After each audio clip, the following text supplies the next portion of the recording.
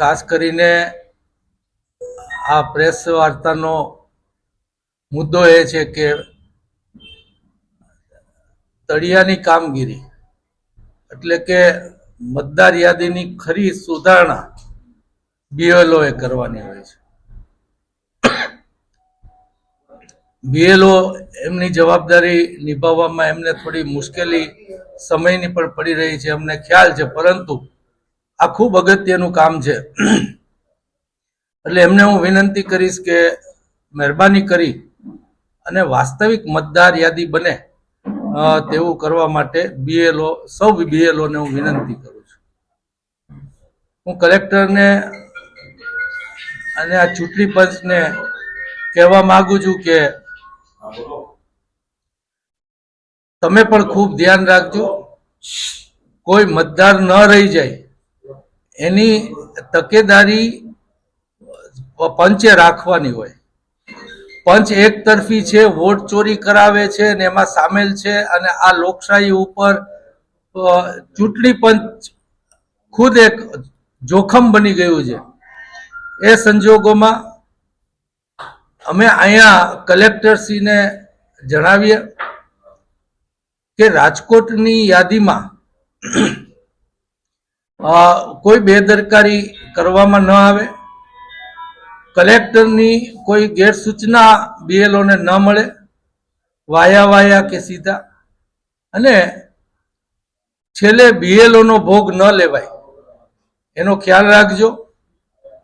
આની આખરી યાદી બહાર પડ્યા પછી લગભગ 1 મહિનાનો સમય એ નવી યાદીને તપાસવા માટેનો છે.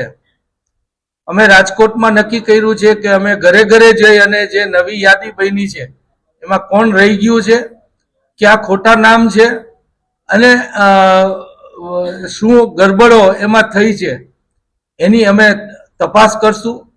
અને જરૂર પડે તો આ ખોટી કામગીરી થઈ હોય તો એ બાબતે કોર્ટના દરવાજા કે ચૂંટણી પંચના દરવાજા ખખડાવવામાં કાંઈ બાકી નહીં રાખીએ. એટલે ફરીથી કલેક્ટરને હું જાણ કરું છું કે તમારા બીએલઓનો ભોગ ન લેવાઈ જાય, કેમ કે ભૂલ છેલ્લે તમે એની ઉપર નાખશો. જેમ ભાજપની ટેવ છે કે હરેક વસ્તુ જે તે ઓફિસર ઉપર નાખી અને એને જેલ ભેગા કરવા, એ પ્રકારે કોઈ બીએલઓની નોકરી આનાથી ન જાય એવી રીતના એ લોકો પાસે કામગીરી કરાવજો, એવી કલેક્ટરને અને આખા ચૂંટણી પંચની વ્યવસ્થાને આથી જણાવવા અમે માંગીએ છીએ. રાજકોટ શહેર કોંગ્રેસ કાર્યાલય, રાજકોટના પ્રિન્ટ મીડિયા અને ઇલેક્ટ્રિક મીડિયાનું હાર્દિક સ્વાગત છે. આજરોજ જે પ્રેસ વાર્તાનો કાર્યક્રમ રાખેલ છે એમાં આપ બધાનું હાર્દિક સ્વાગત છે. ગુજરાત સરકારની અંદર જે એસઆર કાયદો જે લઈ આવવામાં આવ્યો છે, મતદાર યાદી સુધારણાનો કાર્યક્રમની તારીખ પણ જાહેરાત થઈ ગઈ છે. પ્રદેશ કોંગ્રેસ દ્વારા ગંભીરતાથી આની અંદર ચોક્કસ કામ થાય એના માટે સમગ્ર ગુજરાતના પ્રદેશ પ્રમુખ અમિતભાઈ ચાવડાના માર્ગદર્શન નીચે સમગ્ર શહેર અને જિલ્લા વાઇઝ એક સિનિયર લીડર કોંગ્રેસના, એક્સ MP, એક્સ MLA જેવા આગેવાનોને ઇન્ચાર્જ પણ બનાવવામાં આવ્યા છે.